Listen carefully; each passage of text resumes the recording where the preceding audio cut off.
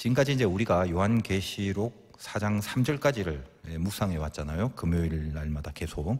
3장까지는 우리가 이제 다루었던 7서신은 오늘날 교회를 향해서 실제로 벌어진 사건들을 향한 그런 질책, 그런 어떤 칭찬, 권면 이런 걸 다루었는데, 거기에 기록한 말씀을 잘 붙들기만 해도 이제 앞으로 6장 이후에 벌어질 이 종말의 환란들, 그런 것들을 잘 이길 수 있다라고 제가 말씀을 드렸습니다. 그래서 실은 7교회 서신이 제일 중요하고 실제적인 교훈이 된다, 이 말씀을 드렸죠. 6장부터 보여지는 이 환상들은 영적인 세계에 대한 그런 묘사기 때문에 해석이 참 중요할 수밖에 없습니다. 6장 이후에 전개되는 기록의 뼈대가 이 3가지 뼈대로 나누어져 있는데 7인, 7나팔, 7대접. 그래서 그것들이 하나씩 풀어지면서 벌어지는 이 종말의 사건들에 대한 환상을 이제 기록한 것입니다. 간단하게 개념을 잡고 이해를 하시면 좋은데, 자, 7서신은 현실적인 교회의 문제잖아요. 우리의 이 현실, 뭐 잘한 것도 있고 또 잘못한 것도 있었습니다. 자, 근데 어느 게 더 많았나요? 우리가 7서신 다루면서 현실 교회에서 잘한 게 많았습니까? 잘못한 게 많았습니까? 잘못한 게 더 많았죠. 근데 뭐 당연히 현실 세상이라는 것이 아직은 이제 죄가 압도하고 있고 우리 신자가 연약하다 보니까 하나님의 기준에서 본다면 잘못한 것이 많을 수밖에 없는 겁니다. 자, 그러면 그 현실적인 잘못들이란 게 그 뒤에 어떤 영적인 공격들로 인해서 죄나 실패나 잘못들이 그렇게 나오게 되는가? 이걸 이제 6장부터는 그 영적인 세계의 그 배후에 있는, 모든 사건의 배후에 있는 그 영적 실체, 그 원인, 거기에 대한 설명을 하는 부분이라고 그렇게 이제 생각을 하시면 됩니다. 그러니까 모든 싸움들은 영적인 세계에서 설치고 있는 그 사탄의 세력이 있다는 것이고, 그 실제가 무언가라는 것에 대해서 요한이 환상을 보고 그 환상을 통해서 밝혀주는 부분이 됩니다. 자, 그런데 이제 나중에 읽어보시고 다룰 때쯤 되면 이게 느끼시겠지만 그 세력이 만만치가 않아요. 두렵고 겁납니다. 이길 수 없다는 생각이 들 정도로 무섭단 말이에요. 신앙생활 한다는 게 만만치 않다라는 것은 우리가 지금도 익히 느끼고 있는 거 아니겠습니까? 그러므로 이제 6장 전에 7서신을 끝나고 나서 4장과 5장이 있는 거죠. 여러 번 말씀드렸다시피 4장은 성부 하나님, 5장은 성자 예수님에 대한 설명입니다. 이제 너희가 필연적으로 이 세상에 종말의 고난을 당하게 될 건데, 이 모든 것을 시작하기 전에 굳건히 다지고 들어가야 될 믿음의 내용으로 하나님과 예수 그리스도에 대한 확실한 믿음을 갖고 시작하라라는 그런 의도가 있는 거죠.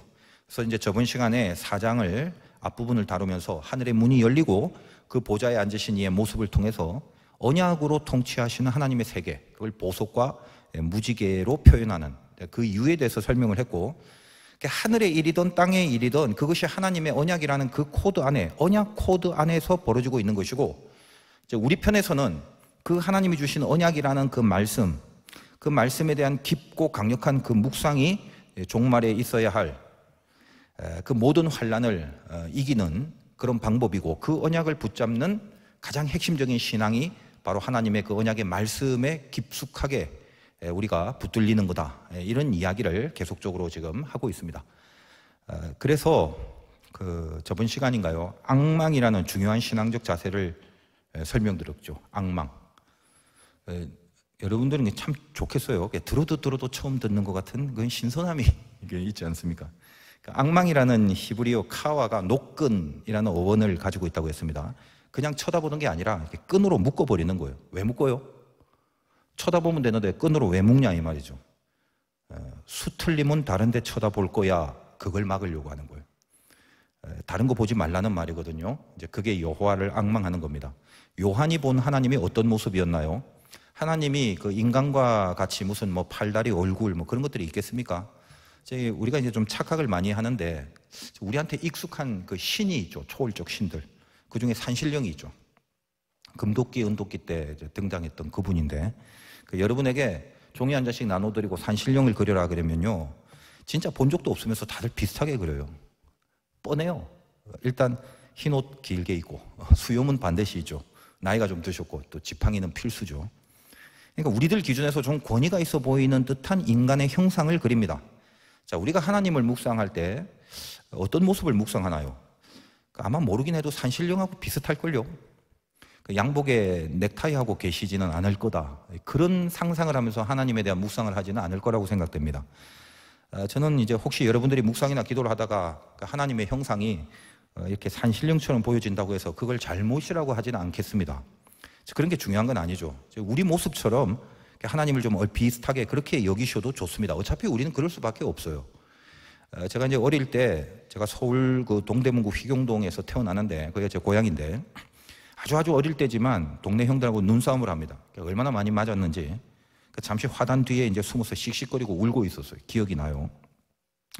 저는 아무리 던져도 눈뭉치가 제 앞에서 떨어져요. 여러분 이제 믿으실지 모르지만 제가 가끔 이제 교육자고 이런 얘기하면 잘 안 믿더라고요. 제가 그 서울에서 부산으로 이사하던 나이 그리고 그때 상황 여러 가지 고려해 보면 한 4살 정도예요. 많아야 5살.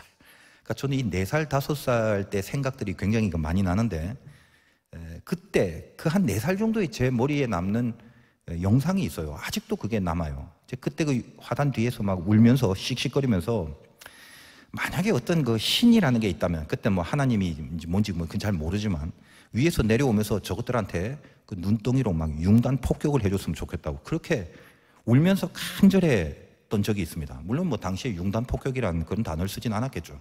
근데 그때 제가 이렇게 하늘을 울면서 보는데 그냥 제 상상에 검은 옷을 입고 이렇게 수염을 길게 한 할아버지가 비행 접시를 타고 상반신은 드러나고 이 밑에가 비행 접시예요. 그런 채로 막 엄청나게 분노하면서 눈덩이를 막 위에서 던지면서 내려오는 그런 영상이 그려져 있습니다.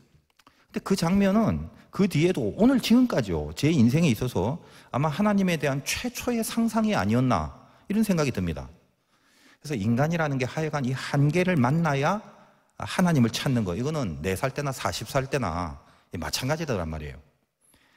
그때 저에게 있어서 신이라는 건 저 동네 형들한테 눈폭탄을 때려주면 그게 나에게는 하나님이 되는 거죠.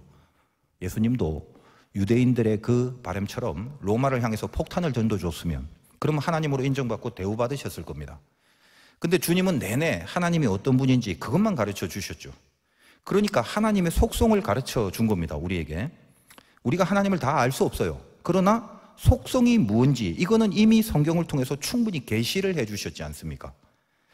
바다를 간장 종지에 다 담을 수 없습니다. 예를 들면 간장 종지에 바닷물을 담아서 이게 바다다라고 하면 바다를 한 번도 못 본 사람들은 이게 바다야 하고 바라볼 겁니다.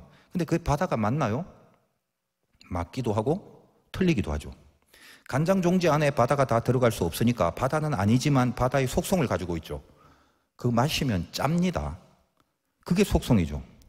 우리에게 중요한 건 하나님을 전부 다 알고 전부 다 보고 그런 게 아니에요. 그러고 싶어도 불가능하고 간장 종지에 바다를 다 담을 수 없는 것과 같습니다. 그러나 하나님이라고 하면 그 속성이 무엇인지 그걸 파악하는 게 핵입니다. 속성을 파악하는 게 핵이라 이 말이에요. 요한이 하나님을 봅니다. 뭘 보는 거예요? 하나님의 전부를 볼 수 없어요. 하나님의 속성을 보는 겁니다. 하나님도 당신의 속성을 보여주고 필요에 따라서는 그 보여주는 인간, 그 인간의 어떤 상황 안에서만 그 상황 안에 거기에 어떤 의미가 적용될 수 있는 자신의 어떤 부분적인 그것만을 보이실 수밖에 없는 겁니다. 왜 지금 제가 이런 얘기를 하냐면 잘 생각해 보세요. 가장 극심한 로마의 박해 현장입니다. 그리고 그 고난의 현장에서 요한을 하늘로 불러서 당신을 보이십니다. 저번 시간에 했지만 여러분 3절 다시 한번 볼게요. 앉으신 이의 모양이 벽옥과 홍보석 같고 또 무지개가 있어 보좌에 둘렀는데 그 모양이 녹보석 같더라. 무슨 속성을 보이시겠습니까? 이 땅의 고난을 앞두고 하나님으로서 붙들어야 될 가장 핵심적인 부분, 네가 이 고난의 때에 붙들어야 될 이 부분, 그 부분을 보이시겠죠. 자, 보좌가 보입니다. 그리고 보좌 위에 앉아 계십니다. 그러나 모양이라고 했지만 모양이 형태가 아니라 빛으로 보이시죠. 고난의 빨간색, 홍보석, 영광의 파란색, 벽옥, 이것이 함께 어우러져 버립니다. 저번 시간에 말씀드렸다시피 우리나라 태극기 상상해 보세요. 우리나라 참 영적인 나라임에 틀림없어요. 그리고 고난과 영광이라는 게 그 홍보석과 벽옥이 무지개의 빛깔 중에서 빨주노초 파남보 그 가운데 그 가장 가운데 있는 초록색이 중점적으로 부각이 돼서 그 초록색을 부각시켜 보여줌으로 이렇게 무지개가 둘러져 있는 모양입니다. 고난과 영광의 그 균형을 무지개의 가운데 빛이라는 그 상징, 녹주옥 색깔, 그 초록색으로 이렇게 감싸고 있는 거죠. 여러분 무지개도 알다시피 빨주노초 파남보 그러니까 가운데 빛깔이 초록색, 이걸 부각시켜 보이는 게 뭐죠? 무지개도 치우치지 않고 가운데 중심 균형을 느끼게 하는 거예요. 언약의 균형, 양쪽을 다 붙잡고 있는 언약의 그 중심 균형, 그걸 얘기를 하는 거거든요. 그래서 보좌를 둘러 있는 무지개도 녹보석 초록색입니다. 자, 요한이 받은 감동이 뭘까요? 그렇게 하늘의 보좌를 보면서 하나님이 요한에게 보여주시는 그걸 통하여 요한은 어떤 감동을 받았을까요? 밤모섬에 유래당해서 언제 죽을지 모르는 시국입니다. 이스라엘 다 망했어요. 이제는 끝났다라는 절망밖에 없을 겁니다. 예수 믿었다, 다 죽습니다. 하나님이 살아계시다면 도대체 이 고난이 언제 끝나는 것인가? 아니, 뭐 끝나기는 할 건가? 그런 심경이었을 것인데, 요즘 같으면 이 코로나 언제 끝날 건가? 끝나기는 할 거나, 뭐 우리 이런 생각들 하잖아요. 뭐 그거보다 더 심한 거 아니겠습니까? 하나님의 보좌의 그 속성을 보면서 뭘 붙들게 되었을까? 고난이라는 게 따로 있는 게 아니다. 고난이 동떨어져 있는 어떤 특별한 별개의 것이 아니다. 이걸 본 거죠. 고난은 영광과 별개의 사건이 아니라는 걸 본 겁니다. 영광에 속한 것이 고난이고 고난에 속한 것이 영광이다라는 걸 보는 거예요. 그게 하늘 보좌의 모습입니다. 우리 사복음서 갖고 있습니다. 전부 다 예수님 생애에 대한 성경인데 뭐 하려고 4개씩이나 주어진 겁니까? 홍보석은 빨간색으로 고난의 주님을 보라는 거죠. 주님 중에 고난의 강조점을 둔 거죠. 마가복음입니다. 대표적으로. 벽옥은 파란색인데 영광의 주님을 보라는 거죠. 대표적으로 요한복음입니다. 여러분, 제사장의 에봇이라는 제의복은 가슴 속에 보석 12개가 있는데 그 첫 보석이 홍보석이고 마지막이 벽옥이라고 했습니다. 우연이 아니죠. 우리가 나 고난 싫어, 그래서 나는 성경 복음서 중에 마가복음은 안 볼래, 그럴 수 없어요. 그거 보라고 있는 거예요. 마가복음 안에는 고난만 있는 게 아니라 고난을 통하여 영광을 바라보게 하시는 거죠. 요한복음은 영광만 있는 게 아니라 영광을 바라보는 동안 고난이 얼마나 필요한지를 보는 겁니다. 그래서 우리가 요즘 요한복음 하고 있지만 어때요? 영광이라는 말이 참으로 많이 등장하지만 실제로 가장 아픈 배신과 배척의 그 갈등을 당하고 있는 주님을 요한복음에서 보게 되지 않습니까? 하나님은 고난으로 끝나지 않는다, 이 말씀을 하시는 것입니다. 고난이 끝나야 영광이 온다는 것도 아닙니다. 고난은 이미 그것으로 영광이 된다는 것을 말씀하시려고 당신의 속성을 보여주시는 겁니다. 너희가 지금 당하는 고난은 실패가 아니다, 절망할 내용이 아니라 영광의 빛이 함께 드러나는 순간들이란다, 그걸 말씀하시고 싶은 거예요. 자, 우리는 체감되는 이 현실이라는 것 때문에 이렇게 아무리 말씀을 하더라도 불안해하죠. 하나님 정말인가요? 이 꼴인데 이게 믿음의 인생인 게 맞나요? 그 믿어도 되나요? 그렇게 수없이 질문할 수 있습니다. 이 종말에는 바로 이런 질문이 마구마구 쏟아져 나오게 됩니다. 그래서 하나님이 보여주시는 것이 무지개로 둘러친 보좌의 모양이에요. 그래, 믿어. 그렇다니까. 약속하마, 그 언약. 언약은 약속. 그 약속이 무지개란 말입니다. 노아 시대 사건을 알고 있는 요한과 당시 이 요한계시록을 읽는 독자들에게 무지개의 개념은 분명한 거죠. 나는 신실하신 하나님이다. 나는 변개치 않는다. 내가 약속할 때, 내가 왜 신실하냐면 나는 약속을 절대로 변하지 않아. 약속을 취소하거나 바꾸지 않아. 벽옥이나 홍보석이나 둘 다 무지개가 둘러있지 않느냐. 지금 당하는 그 고난은 내 언약 안에 있는 거야. 물론 아프겠지만 절망하지 마라. 고난이라는 게 아플 수밖에 없지만 포기하지 마라. 나는 신실하다. 반드시 내가 한 약속은 지킬게. 이게 요한이 본 하나님이란 말이에요. 그걸 우리에게 보이시는 본문입니다. 오늘 기도회 시작하는 첫날이라 이제 앞에 부분을 다시 한번 설명드렸는데, 그래서 4절 한 절만 오늘 우리가 다룹니다. 4절을 우리 다시 한번 볼게요. 또 이제 이 보좌에 둘러 24보좌들이 있답니다. 오늘 이제 이 24보좌 할 건데, 그 보좌들 위에 24장로들이 흰 옷을 입고 머리에 금관을 쓰고 앉았더라. 24장로에 대한 해석이 참 많아요. 보통 일반적으로 이제 24라는 숫자가 뭔가 벌써 딱 떨어지죠. 교회 오래 다니신 분들은. 대부분 뭐 구약의 12지파를 상징하는 12, 신약의 12제자 상징하는 12, 그래서 뭐 더하면 24가 나오는 거라고 합니다. 그래서 그 뒤에 있는 그 보좌에, 12보좌에 앉은 그 24장로, 24보좌에 있는 그 24장로, 도대체 누구냐? 그래서 12지파의 지파장들과 또 신약시대 12제자들이다. 그렇게 해석을 많이 해요. 뭐 그냥 그렇게 이해를 해도 큰 상관은 없습니다. 그러니까 대부분의 해석이 이제 그렇거든요. 근데 이제 좀 확 하고 제가 이제 와닿지 않더라고요. 이 말씀을 묵상하면서. 제가 이제 조금 좀 딴지를 걸자면 지금 요한은 12제자 아닌가요? 그러면 지금 요한은 이 환상을 보러 하늘에 영적으로 올라간 거니까 거기 그 24보좌 중에 그 요한의 자리도 있어야 되는데 그 한 자리 비어 있어야 되는 거죠. 요한도 제자니까. 그럼 요한의 자리 하나 비어 있어야 맞는데 근데 보니까 이미 24명의 장로들이 흰 옷을 입고 금관을 쓰고 앉아 있다라고 하잖아요.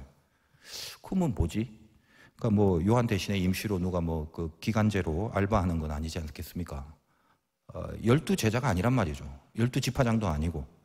그러다 보니까 이제 다른 또 해석 중에는 그냥 그 24보좌, 24장로는 예수 잘 믿는 성도 전체를 말한다. 뭐 그러기도 합니다. 그게 제일 어떻게 보면 쉽게 넘어가자는 거죠. 근데 저도 잘 모르겠어요. 제가 24장로님들 만나본 적이 없어갖고 이게 또 궁금하긴 한데 적어도 이제 일반적인 이 시중의 해석들은 이제 그렇게 썩 마음에 동의가 잘 안 됩니다. 물론 이제 구원에 있어서 중요한 건 아니니까 너무 심각하게 생각할 필요는 없다고 제가 늘 그렇게 말씀드리지 않습니까? 예수 잘 믿는 성도의 상징이 물론 있어요. 예수 잘 믿는 사람이 어떤 식으로 상징되었나. 그게 이제 우리가 잘 알고 있는 14만 4천이죠. 이건 상징수입니다. 구약의 12지파, 신약의 12제자. 이걸 이제 상징해서 예수 믿는 무리들 전체를 말하는 거예요. 그래서 12 곱하기 12. 거기에 가장 큰 숫자 개념인 천을 곱하면 14만 4천이 나오죠. 그러니까 상징이라는 차원에서 구약이나 신약이나 토탈 믿음 잘 지킨 사람들을 상징하는 숫자로서 14만 4천. 그건 상징적 숫자가 맞아요. 그래서 이제 이단들이 이걸 상징으로 안 보고 이제 산수의 숫자로 파악을 해갖고 예수 믿는 사람 초조하게 만들죠. 야, 이거 14만 4천만 들어갔는데 이제 뭐 한 1000명 남았대. 얼른 들어와. 나 안 들어오면 큰일 난다. 야, 이제 다 줄 서서. 그런 식이에요. 그래서 이제 14만 4천 같은 숫자를 해석할 때 구약 신약 합하고 곱하고 이제 그런 식의 상징적 개념을 하는 그 해석은 이제 맞는 거죠. 근데 오늘 등장하는 24장로는 개념이 달라요. 이건 뭐 구약 신약 뭐 12, 12 이런 거 더하고 빼고 이런 게 아니에요. 이게 진짜 24라는 숫자를 말하는 건데 뭐 상징적으로 12 더하기 12의 개념이 아니라 다시 말하여 12지파의 지파장 그리고 12제자를 말한다. 이건 아닌 게 분명하고요. 그건 이제 솔직히 말이 안 되는 거고 또 그렇다고 해서 잘 믿는 성도를 전부 말해서 24장로라고 한다. 그것도 좀 어색합니다. 또 혹자는 이 24보좌라는 것은 이 땅에 있는 이 교회를 상징한다라고 말하기도 해요. 이런 이제 해석들이 쭉 있습니다. 근데 지금 이제 이 세상의 교회라고 불리우는 그 모든 교회가 전부 하늘에 올라가서 보좌를 차지하고 있다면 글쎄요. 지금 세상의 교회라고 불리워지는 그 모든 교회가 하늘의 보좌를 차지하고 있는 그곳이 천국이다? 그렇다면 저는 그런 천국은 안 갈랍니다. 그래서 이 24장로에 대한 이해를 위해서 성경을 좀 상당히 많은 부분 찾아가면서 논리를 펼쳐야 하지만 그럼 이제 여러분들 골치 아파져요. 시간도 굉장히 많이 걸리고 더 중요한 건 여러분들이 그렇게 썩 큰 관심이 없다는 걸 제가 잘 압니다. 여러분들이 이제 다 똑똑하시니까 제가 오늘 드리려는 이 메시지에 필요한 부분만 이렇게 간단히 좀 언급을 하면서 이해를 하도록 하겠습니다. 자, 요한계시록 이제 7장을 가보겠습니다.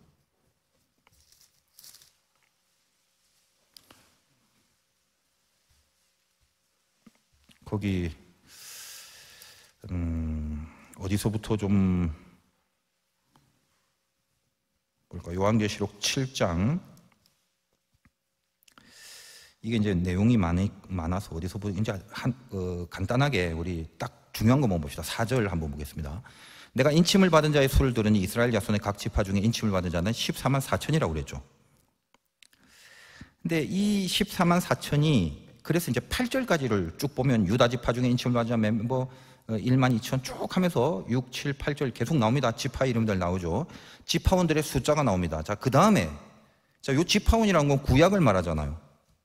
그 다음에 이제 9절과 10절.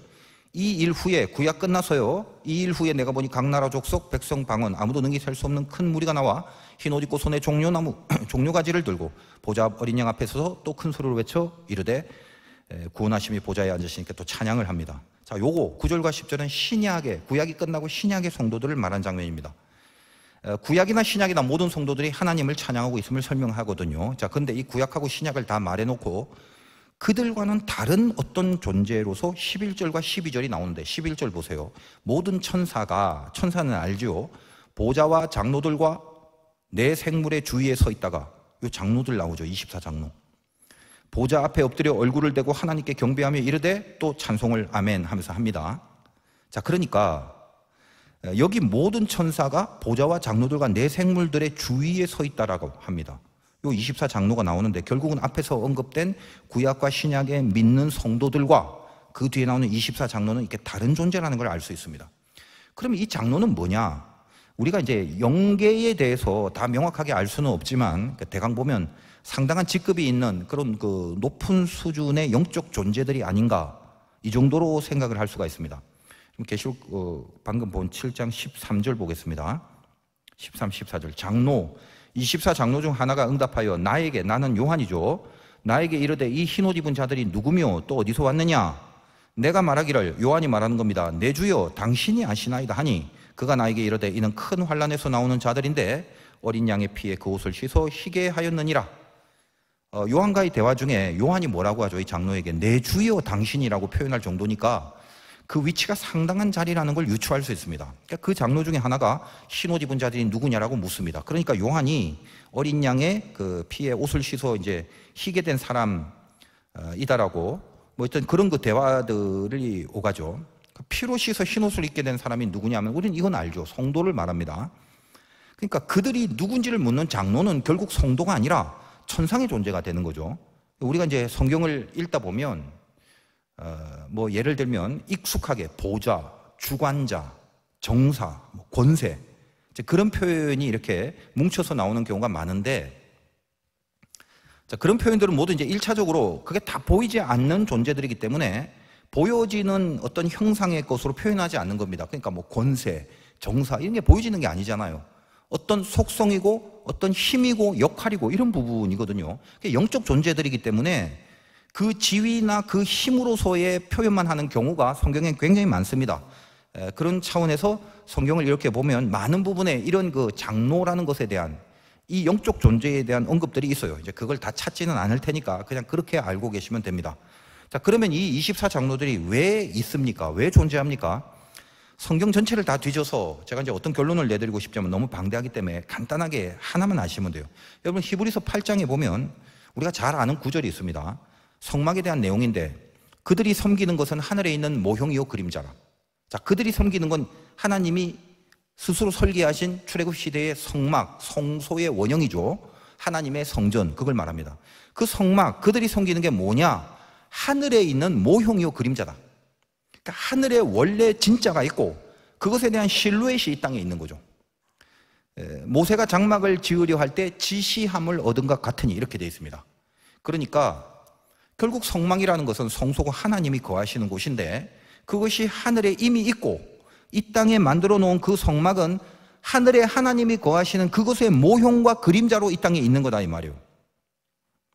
그럼 이 땅의 성막을 잘 살펴보고 이 땅 성막의 원리를 잘 이해하면 그것의 원형이 되는 하늘에 있는 진짜 성막, 진짜 성소, 진짜 하나님이 계신 곳을 이해할 수 있다라는 그 말이거든요. 여러분, 이거 하나만 찾아봅시다. 역대상 24장. 성경 얘기를 깊숙하게 계속하게 되면 제가 많이 불안해요. 여러분들 이렇게 정신이 살짝 딴 데로 갈까봐. 24장. 구약 성경 687페이지 정도에 있는데 24장 7절부터 한번 보겠습니다.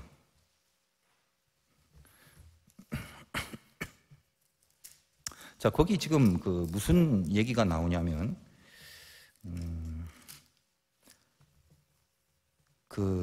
일단 이렇게 앞에서 좀 봐야 되는데 7절 보면 거기 일단 그것만 봅시다. 첫째로 돼 있죠. 8절에 그다음 둘째, 셋째, 9절, 다섯째 이렇게. 그래갖고 어디까지 있습니까? 저기 18절에 보면 24째는 이렇게 돼 있단 말이에요. 그럼 이게 지금 무슨 말이냐? 뭐 하는 사람이냐? 24번째의 이름이 나오면서 19절에 역대상 24장 19절 뒤에 이 사람들이 누구냐란 말을 이렇게 나와요. 이와 같은 직무에 따라 여호와의 성전에 들어가서 그의 아버지 아론을 도왔으니 이는 이스라엘의 하나님 여호와께서 명하신 규례더라. 이렇게 돼 있죠. 그러니까 이게 다 뭐 하는 사람입니까? 성막을 섬기는 직무를 담당하는 사람들. 이건 일반 사람들하고 달라요. 이스라엘의 지파원들하고 다릅니다. 성막을 섬기기 위하여 특별히 직무를 하고 있는 직분이 있는 자들이에요. 그것이 하늘의 모형으로 만든 성막에 대한 규례가 되는 겁니다. 그러므로 우리가 구약과 신약을 넘나들으면서 이해를 일관적으로 해야 될 게 뭐냐? 우리가 하나님의 보좌를 보면 요한계시록에 그 보좌를 중심으로 24개의 보좌가 둘러있다고 하잖아요. 하나님의 보좌를 섬기는 높은 직분을 가진 존재들을 말한다고 보는 것이 제가 말씀드리는 이게 가장 정확하다고 생각을 합니다. 자, 그것이 지상의 성막에 구현된 것이 24명의 성막 직분자들이에요. 자, 우리는 보통 이제 천사 그러면 몇 개 모르죠. 가브리엘, 미가엘, 그룹, 스랍 이 정도. 그런 정도만 알고 있는데 그 외에 보이지 않는, 제가 아까 말씀드렸다시피 성경을 읽어보면 무슨 정사, 권세, 보좌, 주관자 등등 그런 표현이 성경에 많이 등장합니다. 오늘 이 장로라는 24장로라는 표현까지 합해서 영적인 세계의 또 다른 존재들을 말하는 것임을 알 수 있습니다. 이 정도 하면은 여러분이 어디에서라도 볼 수 없는 가장 정확한 이해를 했다라고 그렇게 믿으셔도 됩니다. 그러면 제가 이렇게 설명을 면밀하게 해드린 이유가 뭐냐? 관심이 있으신 분도 있고 없으신 분도 있을 것인데, 이단들이 24 이 장로를 통일교부터 시작해갖고 신천지 이후까지 뭐 이렇게 상당히 높은 상급을 받은 성도의 모습으로 설명을 하기 때문에 뭘 주장하냐면 너도 나도 이단 안에서 이 24 장로의 반열에 들어가서 그 24 보좌에 앉아야만 된다라는 그 욕심을 부추기는 작업을 하고 있다는 게 제가 너무나 개탄스러워 갖고 이렇게 설명을 해준 것이고, 또 다른 부분에서는 휴거 이론을 빗대어서 24 장로들을 이렇게 휴거한 성도다 이렇게 보는 틀린 신학들이 난무해서 그래서 짚고 넘어가야 될 필요성을 느꼈기 때문입니다. 물론 제가 목회자로서 갖고 있는 이 절실한 필요성과 여러분들이 이제 제 말만 듣고 이런 걸 알아야 되는구나라고 느끼는 필요성은 분명히 차원이 다를 수 있습니다. 그러나 하여간 두고두고 이단들이나 다른 이론에 넘어가지 않도록 잘 이렇게 개념을 잡아주시기 바라고, 제가 이렇게 이단을 반박하려는 의도 말고요, 뭐 그게 중요하겠습니까? 순수하게 성경이 이렇게 24 장로에 대해서 환상을 요한에게 보여준 본질적인 메시지가 뭔가, 그게 더 중요하죠. 제가 오늘은 첫 시간이니까 조금은 시간을 길게 하도록 하겠습니다. 자, 우리가 이 부분을 설명하기 전에 순수하게 어떤 의도가 있나, 24 장로 성경에 이렇게 보다 보면 재밌는 이야기들이 많아요. 예를 들면 욥기에서 막 사탄이 회의하고 있죠. 하나님하고 막 토킹하고 그래요. 이상하지 않아요? 그것도 뭐 좋은 일 하자는 게 아니라 가만 보면 뭐 꼼수 부리고 뭐 유혹하려고 하고, 근데도 이렇게 하나님이 그걸 모르는 게 아니라 그 앞에서 같이 하고 있어요. 그리고 뭐 예를 들면 열왕기상 같은 데 보면 아합에게 거짓의 영을 심어 놓겠다라는 한 영이 나오는데 그게 어디 저 밖에서 몰래 등장하는 게 아닙니다. 이런 모든 내용들 안에 핵심적인 메시지가 뭐냐면 하나님의 계획과 그분의 통치 앞에서 저 악한 것들이 다 들어가 있다는 거예요. 욥기의 사탄의 회의나 아합에게 거짓된 영을 집어넣자라는 것이 하나님 몰래 어디 동떨어져서 멀리서 하는 게 아니거든요. 그러니까 악한 것들이라도, 악한 영들도 하나님이 보고 있는 데서 계략을 꾸미고 몹쓸 짓을 하겠다고 하나님 앞에서 선언하고 그럽니다. 이게 하나님 깔보는 게 아니에요. 무슨 메시지입니까? 하나님 안에 다 들어가 있다는 말이거든요. 이게 뭐죠? 애초에 뭔 짓거리를 하려고 해도 승부는 끝난 거다 이 말이에요. 죄가 이길 것 같고 세상에서 막 믿음이 승리하지 못할 것 같아 보이지만 결국은 그 어떤 권세들도 혀를 내두를 그런 하나님 안의 비밀스럽고도 분명한 언약의 힘 앞에서 저들이 굴복하게 된다는 말입니다. 이해하시겠습니까? 그래서 베드로전서에 천사들도 살펴보기를 원하는 거, 그게 뭐냐면 하나님의 그 구원이에요. 그 놀라운 계획에 대한 묘사, 그걸 천사들도 살펴보기를 원한다라고 표현을 하는 거예요. 여러분 생각해 보세요. 인간이 쭉 성경의 역사를 보면 알겠지만 언제나 안 될 것 같은 역사를 살아왔습니다. 아담부터요. 만들어 놓으니까 만들자마자 범죄죠. 가인, 노아, 애굽 생활, 가나안 들어와서 분열, 아시리아, 페르시아, 바벨론, 페르시아, 또 알렉산더, 로마까지. 근데 마침내 그 모든 죄악 속에서 하나님이 치고 또 훈계하고 교훈하고 나라를 빼앗기게 만들고 성전을 잃어버리게 만들고 얼마나 많은 기회를 이들에게 줬습니까? 우리는 이스라엘 백성을 볼 때 왜 그렇게 정신을 못 차리나 하지만 내 얘기거든요, 그게. 근데 마침내 하나님의 아들이 이 땅에 오시는 겁니다. 그리고 죽으세요. 죽는 그 순간까지 저 아담에서부터 예수님 시대까지 아마 마귀가 굉장히 긴장하고 있겠죠. 그러다가 드디어 예수님의 죽음을 보고 웃음을 짓죠. 하나님이 이따위 인간들을 어떻게 구원하실까 싶어서 행여 조금이라도 구원할까가 두려워. 마귀는 사명이 하나님과 인간을 떨어뜨리는 거잖아요. 그러니까 온갖 술수를 다 써서 이제 보니까 예수가 온대? 구원자가 온대? 이거 어떻게 하지?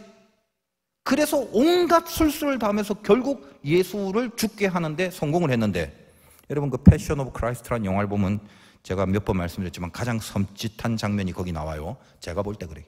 그 군중 속에 십자가에 달려 돌아가시는 그 순간, 그 군중 속에서 후드티를 딱 입고 그 마귀가 씩 하고 한번 웃는 장면이 나와요. 십자가에 달려 죽음으로 마귀는 속으로 무슨 생각했냐면, 그럼 그렇지, 뭔가 있을 줄 알았는데 아니지, 이겼다, 이거죠. 그 십자가의 죽음으로 말미암아 하나님은 실패한 것 같은 느낌을 줍니다. 여러분, 우리 매일매일의 일상들이 도무지 이렇게 신앙생활 잘 해나갈 것 같지 않는 현실투성이, 이렇게 해놓고 예수 믿으란 말이에요? 도대체 이거 믿으란 말이야? 믿지 말란 말이야? 기도하면 되냐? 난 맨날 기도하는데 왜 이렇게 아파? 난 맨날 기도하는데 이게 장사가 왜 이렇게 안 되냐? 나 이렇게 나름대로 애를 쓰는데 왜 이렇게 믿음이 안 생기냐? 왜 이렇게 거룩한 게 안 땡겨? 자꾸 죄만 땡기고. 어때요? 그런 것들 아닌가요?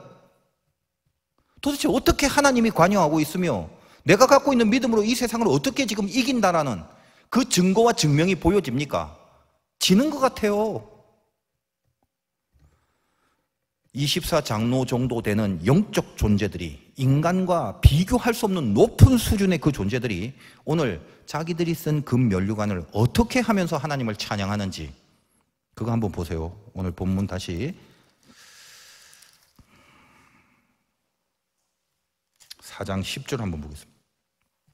24장로들이 보좌에 앉으신 이 앞에 엎드려 세세토록 살아계시는 이에게 경배하고 자기의 관을, 면류관 쓰고 있었잖아요. 근데 그 관을 보좌 앞에 들이며 이르되 찬양을 합니다. 그러니까 어떤 모습으로 찬양을 합니까? 그 금면류관을 드립니다. 여기 면류관이 헬라어 스테파노스인데, 이건 운동선수들이 그 우승했을 때, 잘했을 때 받는 관이거든요. 24장로들이 쓰고 있는 관, 이 관이 헬라어로 스테파노스입니다. 그걸 벗어서 보좌 앞에 드리면서 찬양을 합니다. 어떤 의미인가요? 하나님 이거 가지세요. 그거 아니죠. 내가 왜 썼죠? 스테파노스기 때문에 잘해서 쓴 줄 알았어요. 하나님, 우리가 하나님에 비하면 잽이 안 되네요. 이걸 깨달은 거예요. 우리가 한 게 하나도 없네요. 우리는 이 관을 쓸 자격이 안 됩니다. 그러면서 그 관을 하나님 앞에 드립니다. 인간보다 훨씬 월등한 영적 존재의 수준에 있는 24장로가 말입니다. 그거죠. 여러분, 보좌라는 헬라어가 오늘 말씀 제목인 드로노스입니다. 영어로 THRONE, throne이라고 합니다. 24장로가 바로 여기 드로노스, 보좌에 앉아 있습니다. 근데 이건 이제 그냥 제 해석입니다만, 공교롭게도 주님이 쓰신 가시 면류관이라고 할 때 그 가시가 영어로 THORN, throne입니다. throne은 이 보좌라는 뜻인데 throne은 가시라는 뜻이에요. 스펠링 앞뒤 차이가 바뀌는 그 정도입니다. 저는 이런 생각이 들어요. 하나님이 앉으신 보좌가 뭘까? 거기 피가 있는, 가시가 있는 보좌라는 말이에요. 중국의 황제가 사는 자금성에 가면 한참 가운데를 들어가다 보면 황제가 앉는 의자가 있는데, 제가 그걸 보면서 저게 사람이 앉으라고 만든 의자인가 싶어요. 그냥 저 끝에서 저 끝일 것 같아요. 의자 하나가.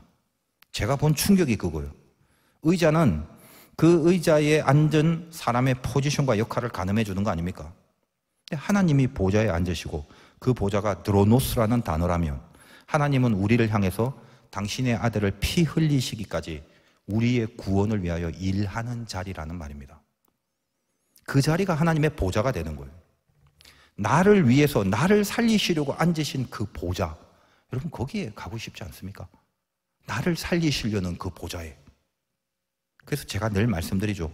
나중에 우리가 예수 잘 믿고 죽어서 이 세상에서 없어지면 우리 속에 있는 가장 큰 니드는 주님의 보좌 옆이 될 거라고 제가 늘 말씀드리지 않습니까?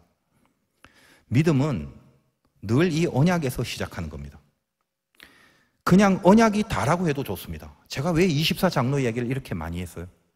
그 높은 위치의 영적 존재라도 하나님이 인간을 어떻게 구원하시는가에 대하여 그 처음부터 우리를 구원하시려고 하는 그 언약의 내용이 얼마나 강력하고 변개치 않고 신비하며 반드시 이루는가를 영적 존재마저도 모르는 그거를, 그러니 인간은 더 이상 어떻게 더더욱 알 리가 없지요. 그러나 그것을 결국 이루고야 마시는 그 하나님에 대한 내용을, 그거를 마음속에 품고 간직하라고 제가 이 말씀을 드린 거거든요. 우리의 믿음은 늘 언약에서 시작하고요, 그냥 우리 믿음은 언약이 전부다라고 해도 좋습니다. 근데 우리는 어때요? 어려움과 고난이 있으면 언약이라는 거는 뒤로 내팽개치고 우리 지각을 사용하려고 하죠. 예수 믿으면서 제일 안 좋은 거, 인간의 지각을 사용하는 거예요. 지각에 뛰어나신 하나님인데 인간이 자기의 지각이 뭐라고 자기의 지각을 자꾸 이용하려고 하는지 모릅니다. 우리 지각보다 더 강력한 것은 하나님의 언약이고 우리는 지각보다 강력한 언약을 통해서 일하시는 하나님을 앙망해야 돼요. 여러분, 우리 지각은 딴 거 없어요. 늘 이 땅을 보는 게 우리의 지각입니다. 이 세상의 보좌만 추적하는 게, 그것만 추적할 수 있는 게 우리 지각의 한계란 말이에요. 제가 고3 때 처음 예수를 믿고 너무 극심한 고난이 있어서 더 이상 살고 싶지 않다라는 마음이 들었어요. 한참 사춘기 때 아닙니까? 그래서 아무리 생각을 해도 답이 없어요. 진짜 결정적으로 마지막 생각까지 하면서 마지막으로 성경을 이렇게 펼쳐봤는데 거기서 빌립보서와 만납니다. 아무것도 염려하지 말고. 그러는데 그 염려라는 단어가 가슴에 그냥 박혀버린 거예요. 제가 예전에도 한번 간증을 했는데, 염려하지 말랍니다. 밑도 끝도 없어요. 염려하지 말래요. 근데 그 말씀이 능력이 돼서 박히니까 밑도 끝도 없이 염려가 사라져버려요. 염려하지 말라는 주님의 말씀을 나중에 생각해 보니까 내가 왜 그때 그 경험을 했냐면 그게 하나님의 약속이기 때문에 그래요. 하나님의 말씀은. 아무것도 염려하지 말고 오직 모든 일에 기도와 간구로 너희 구할 것을 감사함으로 하나님께 아뢰라. 그리하면 뭐요? 지각에 뛰어나신, 사람의 지각을 넘어서 있는 지각에 뛰어나신 하나님의 평강이 그리스도 예수 안에서 너희 마음과 생각을 지키신다라는 거예요. 제가 종종 쓰는 기도 스킬인데 성경의 말씀을 붙잡고 기도할 때 이럽니다. 좀 답답할 때 있잖아요. 하나님, 약속하셨죠? 이거 하나님, 이거 약속하신 겁니다. 그렇게 약속을 주장하면서 기도를 하면 기도가 뚫리게 될 경우가 많아요. 하나님 약속에 약하지. 신실하시다는 것은 딴 게 아니라 약속에 신실하시다는 거예요. 그분이 전능하고 전지하다는 말은 딴 거 아니에요. 약속을 이루실 능력이 전능하고 약속을 잊어버리지 않는다는 의미에서 전지한 겁니다. 여러 번 말씀드렸죠?